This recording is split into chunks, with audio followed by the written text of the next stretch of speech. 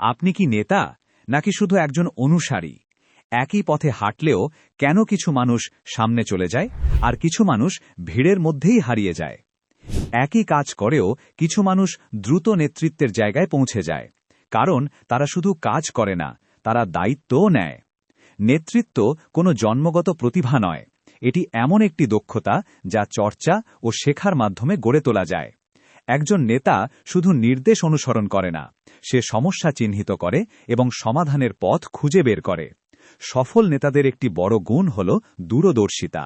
তারা শুধু আজ নয়, আগামী দিনের কথাও ভাবে। তারা পরিষ্কারভাবে কথা বলে, মানুষের কথা শোনে এবং বিশ্বাস অর্জন করে। নেতৃত্বের সবচেয়ে গুরুত্বপূর্ণ অংশ হল সিদ্ধান্ত নেওয়ার ক্ষমতা। অনেক মানুষ ভুলের ভয় বা সমালোচনার কারণে সিদ্ধান্ত নিতে দ্বিধা করে, কিন্তু সিদ্ধান্ত না নেওয়াও একটি সিদ্ধান্ত। ভালো সিদ্ধান্ত নিতে হলে সমস্যার মূল কারণ বুঝতে হয়, বিকল্প পথ খুঁজতে হয় এবং তথ্য বিশ্লেষণ করতে হয়। মতবিরোধ হলে একজন নেতা আবেগ দিয়ে নয়, যুক্তি দিয়ে পরিস্থিতি সামাল দেয়। তাই আবেগ নিয়ন্ত্রণের দক্ষতা বা ইমোশনাল ইন্টেলিজেন্স নেতৃত্বের জন্য অত্যন্ত গুরুত্বপূর্ণ। বড় সাফল্য কখনো একা অর্জন করা যায় না। শক্তিশালী টিমই বড় অর্জনের ভিত্তি। একজন প্রকৃত নেতা শুধু নিজে এগোয় না, অন্যদেরও এগিয়ে নিয়ে যায়।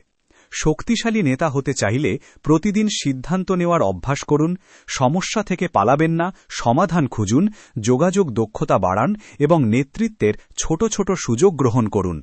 নেতৃত্ব মানে শুধু পদ নয়, এটি দায়িত্ব নেওয়ার সাহস, সঠিক সিদ্ধান্তের ক্ষমতা এবং মানুষকে একসাথে এগিয়ে নেওয়ার দক্ষতা। আজ সিদ্ধান্ত নিন, আপনি শুধু অনুসারী নন, আপনি এমন একজন হবেন যাকে অন্যরা অনুসরণ করবে।